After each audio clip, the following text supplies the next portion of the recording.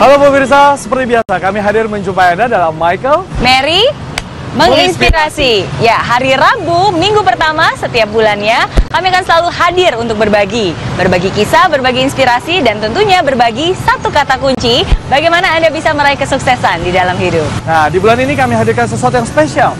Apa tuh? Nah, kita ajak pemirsa untuk menyimak yang berikut ini.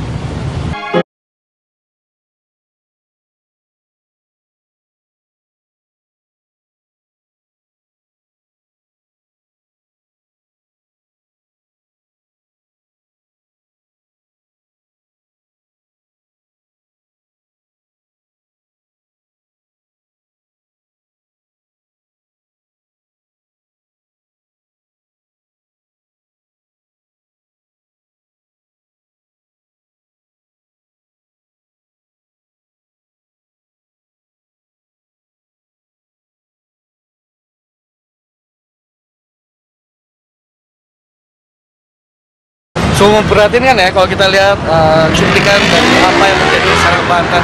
Sekaligus kita mengerti bagaimana perjuangan hidup masyarakat di Serang Banten. Iya benar, dan itu membuat kita lebih mengapresiasi bahwa ternyata jembatan yang hampir setiap hari kita lihat di kota-kota besar itu memegang peranan penting, terutama di daerah. Betul, jembatan tuh sama seperti kita berdiri saat ini. Iya. Cuma dari satu area ke area yang lain, Iya. tempat di mana aktivitas masyarakat juga lalu lalang di Iya. jembatan penyeberangan. Bener. Dan ngomong-ngomong tentang jembatan nih, kayaknya kita saatnya untuk menjembatani para follower-follower.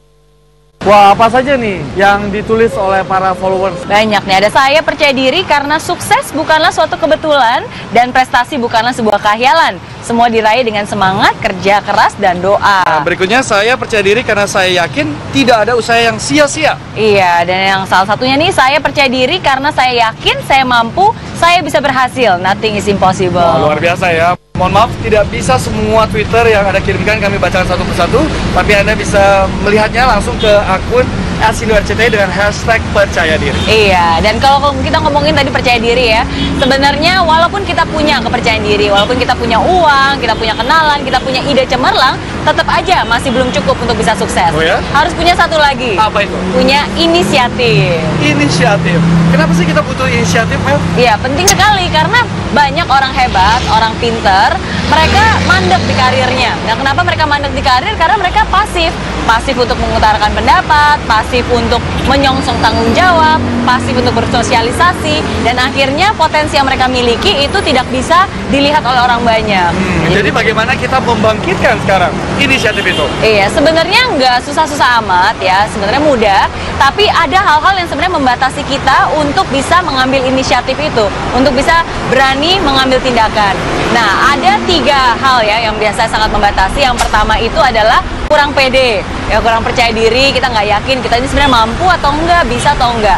Nah, yang kedua itu adalah rasa nggak mau tahu ya, nggak peduli, dan ini sebenarnya masa bodoh gitu, ini bukan urusan saya, ngapain saya peduli, lagian nungguin orang lain aja melakukan ya, itu biasanya yang kedua. Dan yang ketiga itu adalah ragu-ragu dan menunda ya, jadi sebenarnya mau tapi ragu-ragu, akhirnya ditunda, besok aja, akhirnya nggak pernah mengambil inisiatif. Nah, itu kebiasaan kebanyakan orang. Lalu bagaimana orang-orang atau pemirsa, anak-anak muda yang menyaksikan tayangan ini bisa mengambil langkah-langkah untuk menciptakan inisiatif-inisiatif kecil dalam hidup mereka? Iya, nah penting sekali dan benar sekali yang Michael bilang, kata kunci adalah kecil. Ya, jadi sebenarnya caranya pertama itu adalah lakukanlah hal-hal yang mudah dulu. Langkah kecil nggak apa-apa, asal pasti, asal lakukan dengan segera. Jadi hilangkan semua ketakutan, takut untuk gagal, takut diketawain orang, takut malu-maluin.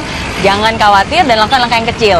Saya pribadi selalu memfokuskan ada 3 hal inisiatif yang harus saya lakukan. 3, yang pertama adalah inisiatif untuk pengembangan diri. Dan yang kedua, inisiatif untuk berbagi kepada sesama dan menjadi orang yang berguna. Dan yang ketiga adalah inisiatif untuk mendekatkan diri kepada Sang Pencipta. Nah, itu dicatat pemirsa, khususnya yang anak-anak muda ya. Iya. Nah, saat ini saya ingin ajak Mary berkenalan juga dengan orang yang saya rasa sosoknya berinisiatif. Iya. Apalagi untuk kepentingan rakyat banyak. Wow, luar biasa. Pengen tahu ya? Yuk, kita temui orangnya. Yuk.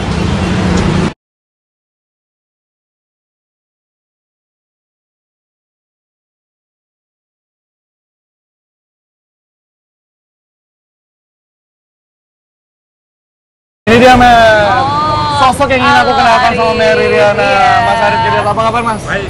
Mas lagi sibuk apa nih? Ya, saya masih sibuk di dunia tour and travel.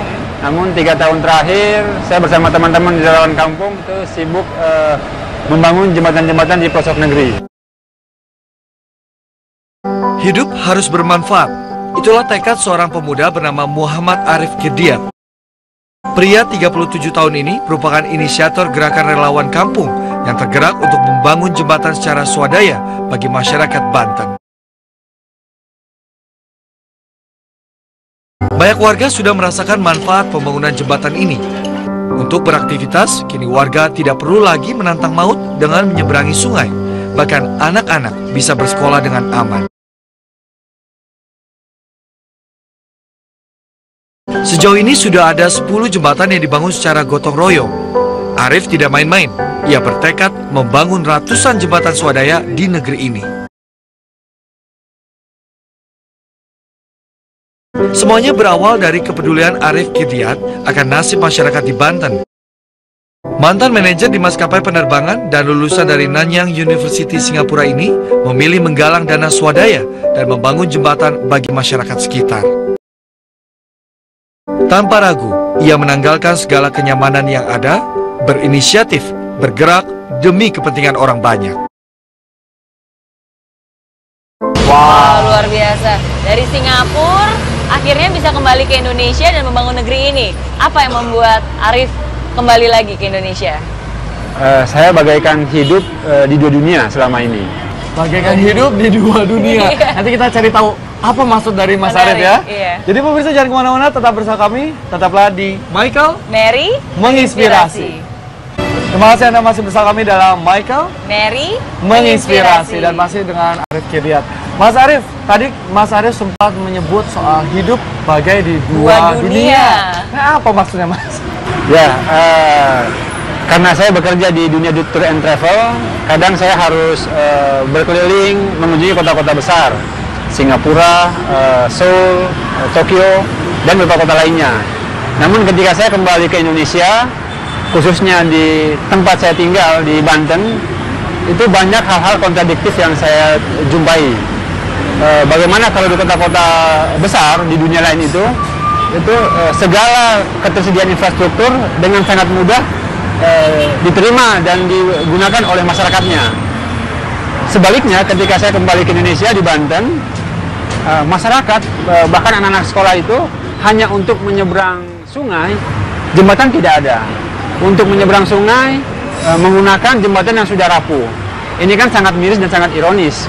Tapi kan nggak mudah ya untuk tiba-tiba orang timbul dengan sendirinya inisiatif. Iya, pastinya. Dan seperti yang saya bilang di awal, sebenarnya salah satu yang menghambat kita untuk mengambil inisiatif adalah masa bodoh dan nggak peduli. Ya karena kan banyak orang pikir, mungkin ini bukan tugas saya, tugas pemerintah setempat dan sebagainya. Nah, apa nih yang membuat Arif sendiri mau berinisiatif dan justru malah peduli? Saya dan teman-teman di relawan kampung itu punya prinsip lebih baik menyalakan lilin daripada mencaci kegelapan. Ya, kalau kita sekedar menggerutu, sekedar menyalahkan pihak-pihak lain, tentu tidak ada solusi. Nah, kami dan rekan-rekan itu mencoba mengumpulkan siapa saja yang mau berminat dan terjun ke lapangan, membangun sesuatu yang kecil. Mungkin kecil bagi kita, namun menjadi hal besar bagi masyarakat. Nah, salah satu kerja yang kami lakukan adalah membangun jembatan. Nah, ada targetnya nggak sih Mas sebenarnya berapa jembatan yang rencananya teman-teman Mas dan relawan kampung akan buat masyarakat? Ya, target kami sampai saat ini itu akan membangun 100 jembatan untuk negeri. Wow, di seluruh Indonesia ya, bukannya di Tangerang ya.